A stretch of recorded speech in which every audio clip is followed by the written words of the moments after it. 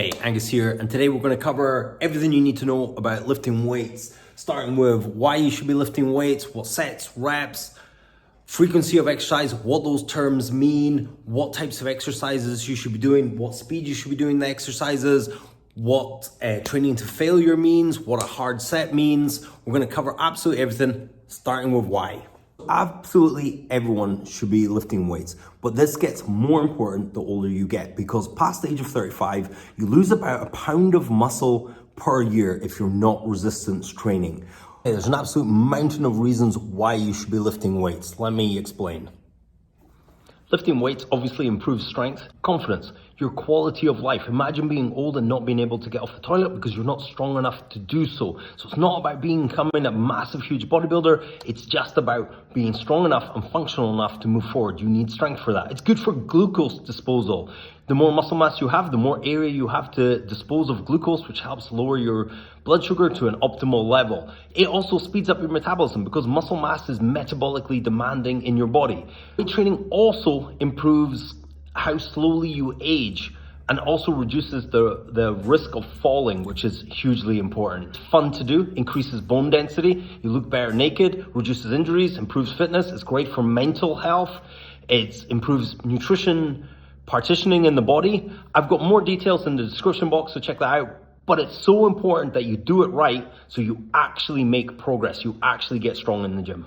So what is lifting weights or resistance training? It just means you're applying force against resistance. You're generally picking a weight up and moving it against gravity using a movement pattern. So this weight here, if I let go, will drop down. So when I push it up, I'm using certain muscles to push it against gravity. Same if I do, say, a bicep curl. This weight wants to drop. This muscle here has to apply force onto the bone to lift this up. And that's all that weightlifting is. One of the really useful things about using weights and weight training is because you'll have a specific number that you're tracking, and then you know how much weight you're pushing against. So, and then you can keep track of that moving forward. So this one's 5 kilos. Once I sort of max this out, move up to 6, 7, 8, and continue upwards like that. That way you can keep a track that you're generally progressing in your weightlifting. That means you're developing muscle and strength. When I complete a movement from here, the starting position, here to the end position, and back down to the beginning, that's 1 repetition. And we call those reps, just to shorten it down. So 1 rep, 2 rep, and so forth. When I've come to the end of my sets of reps, that's called a set. That means I've done 1 set. So say I've done 12 repetitions and then I'm taking a break. That's 1 set of 12. If I continue again and perhaps I do another 12, that's 2 sets of 12. And I'm going to do a certain number of sets per training session, but we'll get into that. There are 3 main types of resistance, and people give these really complicated names, but we're going to really simplify it. So you got the concentric. That's just an up. That's generally when you're putting pressure against the force. So that's the concentric part of the movement. The eccentric is when it's coming down. Fun fact, you're normally stronger in the eccentric part of the movement. So sometimes we slow down the pace of the eccentric to get a little bit more time under tension. The other one is isometric. You'll know an isometric is like a plank, but you can also do it in weightlifting where I would take it to a certain point and just hold it there to put tension on the muscle. You might do that for a specific reason. If you control the speed of the concentric, so say I'm going to do a 2-second concentric, 1, 2, and then we do a 4-second eccentric, 1, 2, 3, 4. That would be called tempo. For the most part, you don't need to worry about tempo as a beginner, but you might apply it for several reasons. More time under tension. So you may hold it at the top to cause more tension, to create a little bit more muscle damage, which may potentially build more muscle. And probably its most important reason for using tempo is safety. Because if I'm doing this, I might just wear out my shoulder. I want to be controlled with the movement, particularly on the eccentric. That's where people will make the most mistakes of moving too quickly. So generally slow down the eccentric a little bit, and then that will give you your maximum safety per set. Okay, fun question for you. For muscle growth, what's the most important? the amount of hard sets you do or the time you spend in the gym? The answer should be obvious, the amount of hard sets you do in the gym. So if you spend 20 minutes in the gym and do 5 hard sets in those 20 minutes, that's way better than spending 4 hours in the gym and doing 0 hard sets. So the amount of quality work you do matters, not how long your session is. So while we're on the subject of hard sets, what types of things or types of skills do you need before you even do a hard set? So there's a few things to consider. So first of all, you want good technique when you're going for a hard set. So the first part of your training should be learning the technique that you're going to be using to do a hard set. For a beginner, a hard set might be just learning to get quality technique in. You can then apply more weight to get better or apply more speed to the exercise.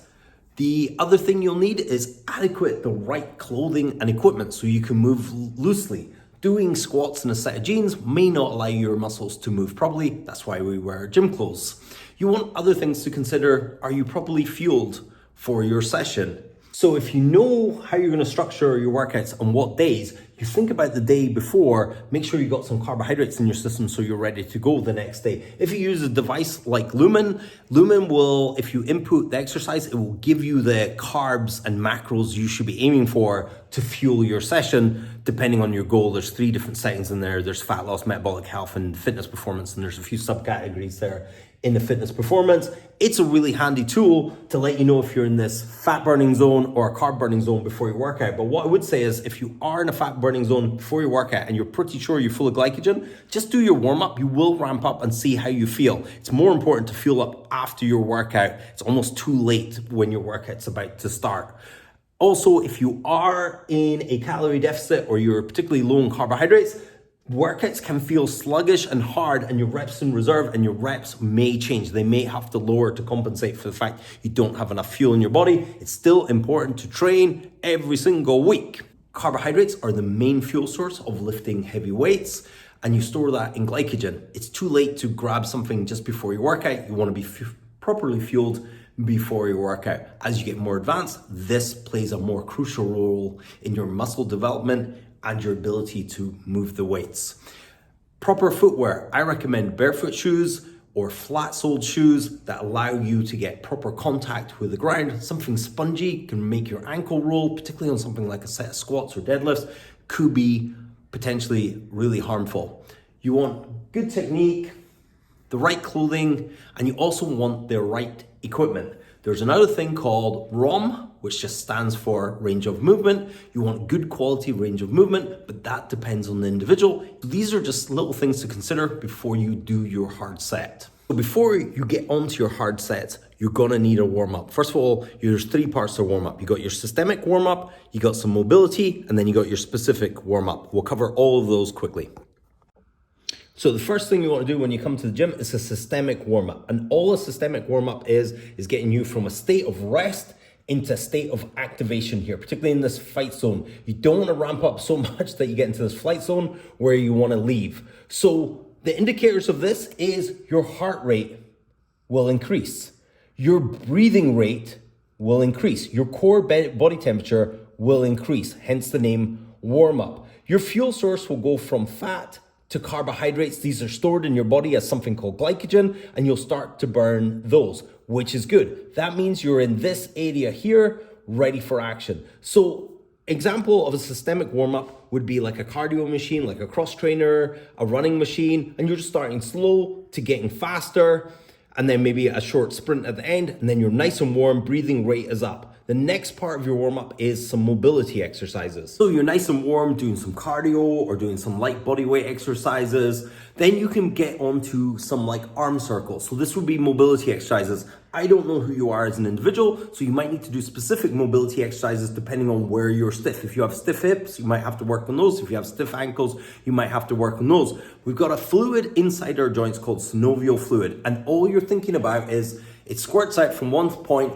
and you're just wrapping it around the joint by moving the joint through a full range of movement, like hip circles, wiggling the ankles, wiggling your fingers, moving them in and out, rotating your wrist, nice and gentle neck circles. Those sort of things are mobility drills. Don't worry too much about those. Then you can move on to maybe something specific for your movement. If you're doing squats, you want to practice a squat type movement to make sure you can get into that position. The next part of a warm-up is your specific warm-up for the movement you're about to do. So your specific warm-up would be doing a few warm-up sets before you get to your working set or hard set. Working set and hard set are the same thing. You'd have some warm-up sets. So an example of this would be if you're planning on hitting your working sets at 40 kilos, you may do the bar for a set of 10 to grease the groove. Say it's squats, you put the bar on your back, find the position, make sure you're mobilized for that position, and then you do some movements at the full range of motion that you're capable of doing. And you don't want to jump into your hard set lower than you were in your warm-up. Your warm-up should be a predictor and identical to your hard set, but they'll be drastically easier to do, probably 10 reps in reserve or more. Then, because our working set over here or our hard set over here is gonna be 40 kilos, we do the bar, maybe we do a set at say 30 kilos, which will be a little bit more heavy, get our nervous system primed, hey, this is getting heavier, and then we'll move on to our working sets and say we've got 2 sets of working sets, we do our 2 working sets, then we would move on to our next exercise where we would do a specific warm up again. So this time we're gonna go bench press, and let's say we're bench pressing 80 kilos. So you do the bar. I always like to do the bar because it greases the groove. Make sure, hey, oh, my shoulder feels funny. Maybe not a good exercise for you today. But if it feels good, let's add some more weight. So our working set's gonna be 80 kilos, which I know for a beginner sounds crazy. So we would do maybe the bar, 40 kilos, 60 kilos. They would all be called warm-up sets. And we'd maybe mimic the number we're gonna do. So say we're doing 5 reps for our working set. So we do the bar for maybe 10, we would do that 40 kilos for maybe 10. As we get closer to that weight, we would drop the reps down. So I'd do 60 kilos for 5 reps to prime myself getting ready for this working set. You do not need too much rest time between these warm-up sets because you're wanting to get warm. They're not that fatiguing, so ramp through your warm-up at a good pace. So what actually makes a set hard, and why do you want to do a hard set? So the reason you want to do a hard set is because the closer you get to failure, which would determine a hard set, the more meaningful it is. If you just do 10 reps of something really light, you're not gonna create enough stimulus for muscle growth. You want to lift something where you get to the end of that 10, you are really nearing failure. So we'll show you what failure looks like. So here's my little chart here. I'll explain everything on here. So we've all heard of fight and flight. They're actually 2 separate modes. There's fight, and then you move into flight. And you've also got rest and digest. You don't really want to be digesting before you go to the gym. So you want to come from a state of rest. You ramp yourself up this way. This is one of the purposes of a warm-up, is to move your body into this upregulation sort of fight or flight area. So you want to be in a fight mode when you're lifting because you are literally fighting against the weight. And then you're going to get to a point where the weight gets so heavy, you'll want to run away. You'll start feeling, oh, I need to re-rack this, I want to get out of here. And those are feelings of flight, which is perfectly normal. So when something gets too stressful, you want to get the hell out of there. Here we have fight into flight, and I've got this here, I call this Death Valley. So there's a kind of crossing here where something will cross over. Death is the point where you're in the fight so much, if you take that weight, these are reps by the way, these numbers, if you take it from all the way to, you can do absolutely 0 reps, and that weight drops on you and kills you, that's death. So we generally don't want to take it to complete failure because it runs a huge risk of actual death. So what we want to do is something called RIR, which means reps in reserve. So this would be 1 rep in reserve, 2 reps in reserve, 3 reps in reserve, 4 reps in reserve, 5, 6, 7, 8, so forth. If we're here at 8, 7, we've not really caused enough stimulus, and also, 9, 10, etc.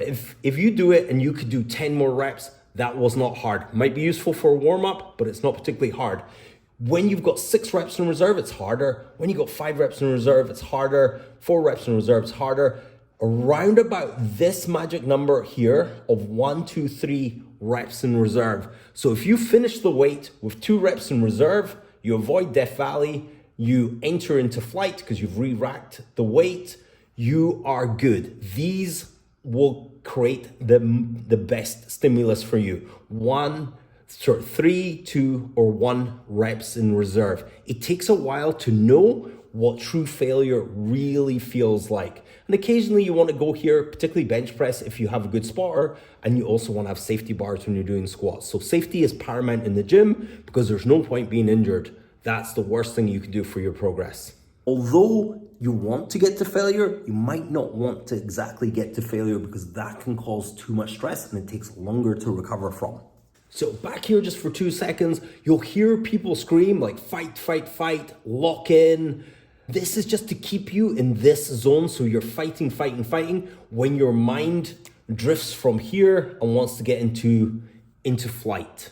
So that's just something to consider when you're doing your weights, that you probably can do a few more than you think you can. So we covered what a hard set is, but how many hard sets should you do per session and how many reps should you do in those hard sets? So that's what we'll explain next. So to get this next bit, I just need to explain a rep max. So you'll often hear the term 1 rep max. That means that's the maximum amount of repetitions you could do with that weight. So if you're gonna lift a weight 1 time as heavy as possible and you could not possibly do another rep, that is a 1 rep max. But you could also do 2 rep maxes where you do 2 reps, but you couldn't do a third. You have 3 rep maxes, 4, so on, all the way up to infinity if you really want to. But that end of the scale is sort of useless. When you're down here at your 1 rep max, that's very neurologically demanding. That is your nervous system telling your muscles, you've got to move this weight or we'll die, and it's really demanding. And then you've got all the way to the other end where say it's 30 reps. That's not so neurologically demanding for the body, but it will really burn the muscles. So somewhere between a 1 rep max and a 30 rep max is the optimal place for training. So we'll have a look at that. Quick question for you. So if a 1 rep max here is neurologically demanding and a 30 rep max is not neurologically demanding, but it's muscularly demanding, which rep range should you choose to do that will be good for muscles and neurologically? And the answer is kind of somewhere in there.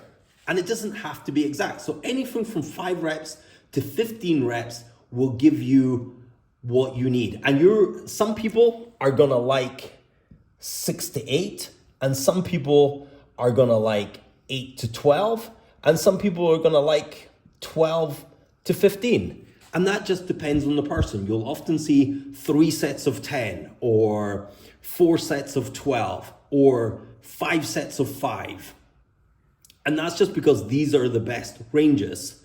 As long as the set is demanding enough and you're getting close to that end of your reps in reserve, getting close to 0 reps in reserve, but not quite there. There's no point doing a set of 10 if you could do a set of 20 with that weight. A set of 10 will only be meaningful if you're leaving 1 or 2 reps in reserve at that set of 10. And that's where a hard set lies. So hard set would really be defined where you're leaving 3 to 0 reps in reserve. Right, check out the description box for a bunch of links to go along with this video. If you have any questions, drop them in the comments below. I try my best to get back to absolutely everyone. We've covered reps, how many reps you should be doing per set. We're still unsure about how many sets we should be doing per session, but we also don't know which exercises we should be applying those reps onto. So that's what we're gonna cover next. There are 2 main types of exercises when it comes to resistance training. There's isolation exercises when you're targeting a specific muscle with a specific movement, and there's compounds where you're working several muscles with also a specific movement. So the way to think of this is as a speaker system. So if I'm doing a bicep curl and I'm curling my arm up, that's literally just working my bicep. Other muscles are stabilizing isometrically, but they're not under as much tension as the bicep. That's contracting and relaxing, contracting and relaxing, also known as flexion and extension. But you don't need to worry about that so much. It's just up, down. That is working 1. So that's my brain talking to 1 speaker. If I do a movement like a lat pull down where I'm pulling something together. My bicep also contracts in the same way, this bone coming to here, so that bone coming to there, but also my shoulder moves, which means muscles on my back are also working, and that would be called a compound movement. A compound movement is when several joints are in action. So in this case, it would be my elbow and my shoulder joint are moving. That would be a compound movement. Same if I was pushing an object. So if I was doing a push-up, I would be pushing away, my shoulder moves, and this moves. Where a tricep extension, I'm just extending my arm. So those are the two different movements. You want to create as much noise as you possibly can. So again, think of your muscle as a speaker. Several speakers are playing music when I'm doing a compound movement, and only one is working when I'm doing isolation. That does not mean isolation movements are not useful or good. You generally want to do those at the end of your session when you've fatigued your compound movements, which are also more neurologically fatiguing. Then it's really easy to split compounds into something called movement patterns. So when it comes to training, the human body does these four main things. It also does other things, but these are the four main things you should concentrate in the gym. A hinge pattern, which is the lower body involving your glutes and hamstrings where your hips are moving backwards. A squat pattern, that could be a front squat, back squat, overhead squat, goblet squat. You could have a push pattern, that's an upper body movement where you're pushing something away, and you've either got a vertical push where you're pushing something straight up or your arms going straight up, or horizontal where your arms going that way. So a bench press and a push up are both horizontal. An overhead press would be a vertical. Then you've got a pull movement where you're pulling something towards yourself. That will work your biceps and your back, where a push movement will work your triceps and the front of your body, your delts or your chest. So with a pull movement, again, you've got vertical, you're pulling something down, like a lat pull down machine you would pull down, but you would also pull yourself up in a pull up. You got horizontal, where you're either pulling on a cable machine or maybe you're on a bench and you're pulling something towards yourself horizontally. Even though you might be bent over, that's a horizontal pull. So if the arm goes from your heart out, depending on the position, you will be doing a horizontal pull. Those are the four movement patterns you should be concentrating on in each week.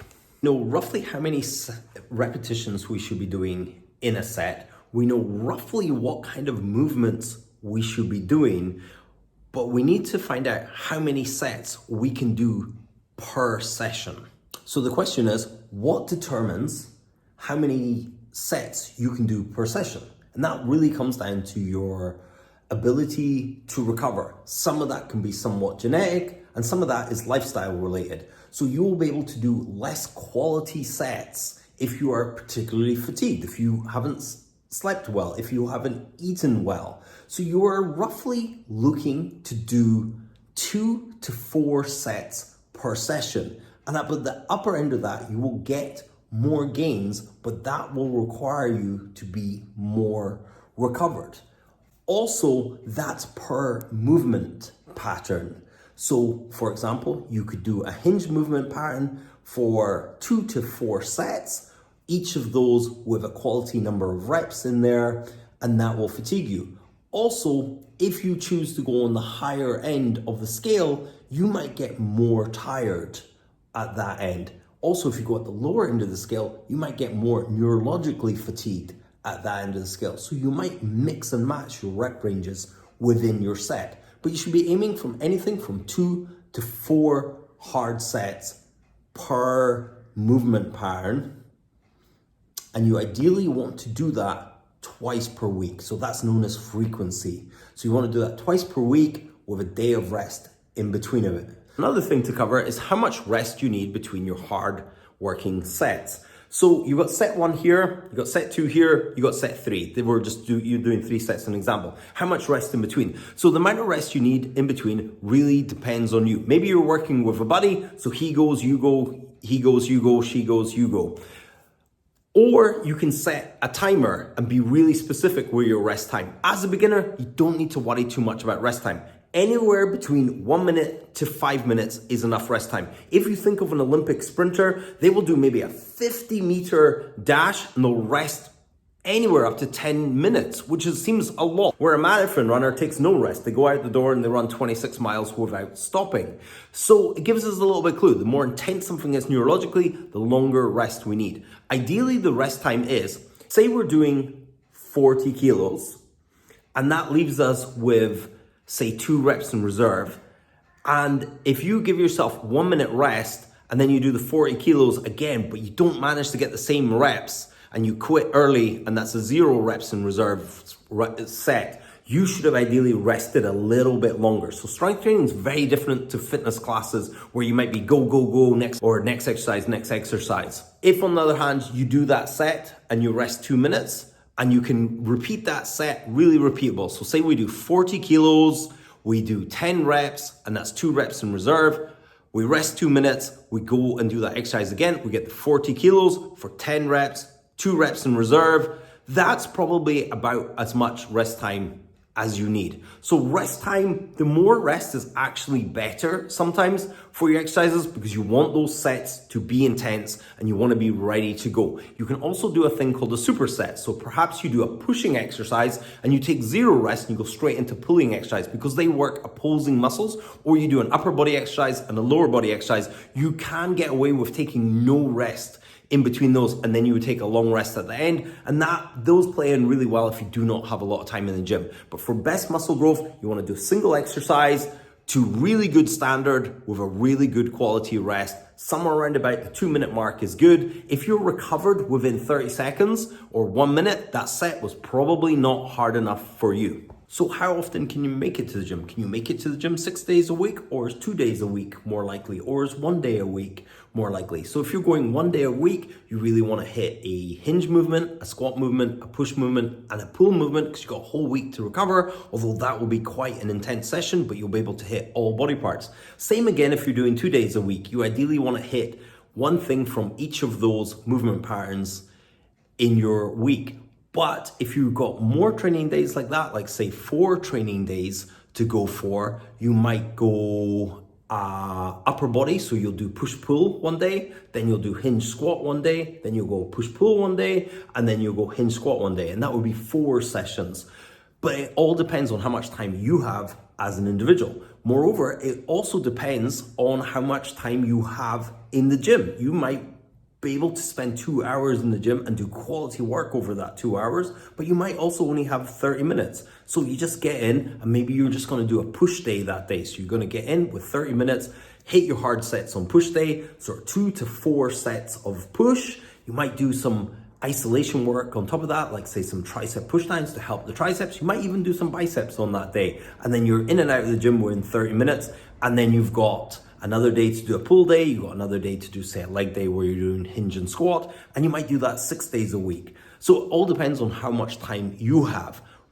You may be on a maintenance block of training where you're only gonna hit 2 sets and you're gonna maybe do that daily and it's gonna take you 15 minutes tops. There's loads of ways of splitting this up, but you should have the information now to kind of work out your own little plan and what you need. If you also need help with training, I'm available. There's also a great app called Alpha Progression where you can just input a bunch of data and it will spew out a training program. I'll leave links for those down below. Also, I mentioned training shoes. I'll leave links below for freet shoes that do a lovely barefoot shoe that are brilliant to train in the gym. Okay, to round everything up, so reps are up downies. You're looking for 5 to 15 of those per set with a reps in reserve of 0 to 3, kind of avoiding 0. So somewhere about the 2 reps in reserve is kind of ideal. And that's your repetitions. And you want to do 2 to 4 sets of that per movement pattern per workout. And then the frequency per movement pattern is roughly twice a week with a break in between those movement patterns. And you can split that through the week however you see fit. Let's bring it all together and make a program. Okay, there'll be a sheet like this for you to download in the description box. Frequency should be at the top. Frequency is how many times a week can you train. I've selected 2. You could train all the way up to 7 days a week if you really wanted to, and you could train twice a day if you really wanted to. But as a beginner, I recommend once or twice a week for your training. So we're selecting that. Now we're gonna select the number of sets that we're gonna do. This is hard working sets per movement pattern. We're gonna just select 2. So we know we're doing 2, and now we're gonna select a rep range that we're gonna try and aim for. Let's just make it nice and simple and choose 10. Now we're gonna select reps in reserve. As a beginner, I like something in this area. So we know this and we know this. The next thing we're gonna look at here is days of the week. So we got our days of the week going across here, and we got our movement patterns coming here. This ISO just means isolation exercises if we're including those. We'll ignore that for just now. Before we choose an actual exercise, we're looking to fill up the patterns. So how many days a week can you train? We're just gonna choose Tuesday and Thursday because we selected our frequency as 2 days a week. So we really need to do a full body. So all we need to do is, right, we're gonna do a hinge movement, a squat movement, a push movement, and a pull movement because we wanna get all these movements in twice a week. So this is what your twice a week program would look like. You could add in some isolation exercises in here like bicep curls or a particular weak point. So that is you choosing how you're gonna set up your week. Then we can choose an individual exercise. So from a hinge movement, there'll be a list of exercises that are hinge movements. We'll just put DL for deadlift, and then we'll go hip thrusts on this day. Those are hinge movements. We'll go F squat here, and we'll go back squat here. And now we've got exercises that fit in the movement patterns. We can go bench here, and as another push, we'll go overhead press. For your pull movements, we'll go lat pull down, and then we'll go a row in there. And we'll put an S for single hand row. And now we have a program that fits in with our schedule. We know how many sets we're doing. We're doing 2 hard sets. We're doing 10 reps. 2 hard sets, 10 reps. And then our program's made. As easy as that. That fits in with our schedule. We're gonna make progress. We'll do that for a period of time. So this is how I program to my one-to-one clients that can only train once a week. So we got the frequency, so they can only train once a week. I like them doing slightly higher reps, so somewhere in this 10 to 12 range. And for sets, because they're only training once a week, I like something around this 4 to 5 reps. With reps in reserve, on the other hand, I leave a slightly bigger gap, so somewhere from 2 to 5. So when they do set 1, they'll have 5 reps in reserve, but by the time they get to set 5, it will be closer to 2 reps in reserve. And then depending on the day of the week, for example, if they come on a Monday, I will get them to do hinge, squat, push, pull. And normally here I have like a cardio exercise, and we'll do this in a circuit form. So on minute 1, they do 1 set of 10 to 12 reps of a hinge movement, say a trap bar deadlift. Then they'll do perhaps a goblet squat. Then they'll do, say, a push-up or a bench press or overhead press. And then they'll do a pulling movement, normally lat pull down or something like that. They don't have to be in this order either, because they're gonna circuit this round and round. And they're gonna keep going.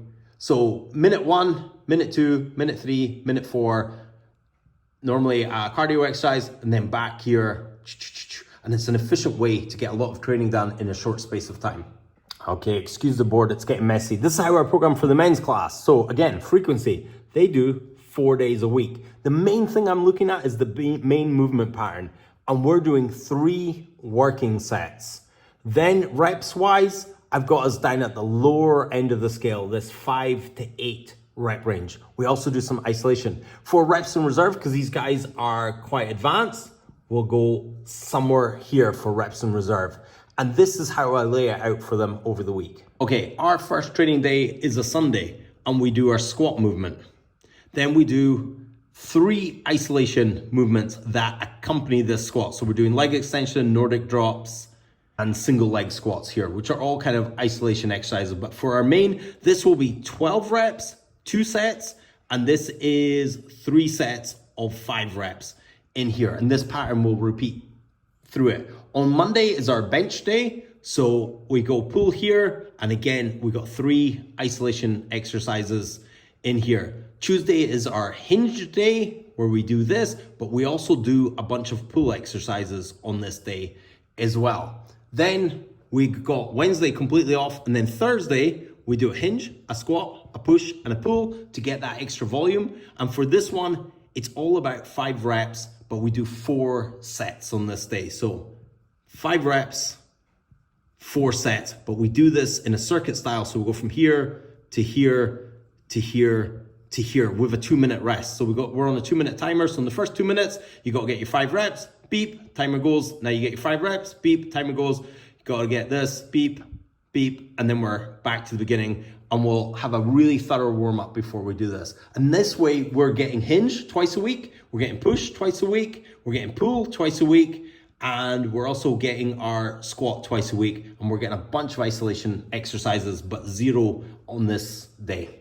And that's pretty much what you're looking for per week to develop muscle growth. After that point, things can get more granular and you can get more exciting with things, and then you can work on weak points and sticking points in your movements. You can lower the rep range to really work on strength, and you could be chasing PBs and PRs. Then every week you're looking at either maybe increasing the reps. So say you do 40 kilos on bench press and you get 10 reps. Next week, maybe increase the reps, but we'll get into progressive overload and those sorts of things to start with. First of all, you want to get your technique down, then you want to get regular training, then you can worry about progressive overload. It should just come naturally most of the time. Occasionally you need a little push, and that reps and reserves will keep you right. So if the same movement, say that 40 kilos was 1 rep in reserve, and then you do it for a few weeks and that same 40 kilos is now 3 reps in reserve, you could have squeezed out 1 or 2 more if you wanted to. And that is training in a nutshell. Hope you enjoyed this video. Don't forget to hit like and subscribe, and I'll check you guys on another video.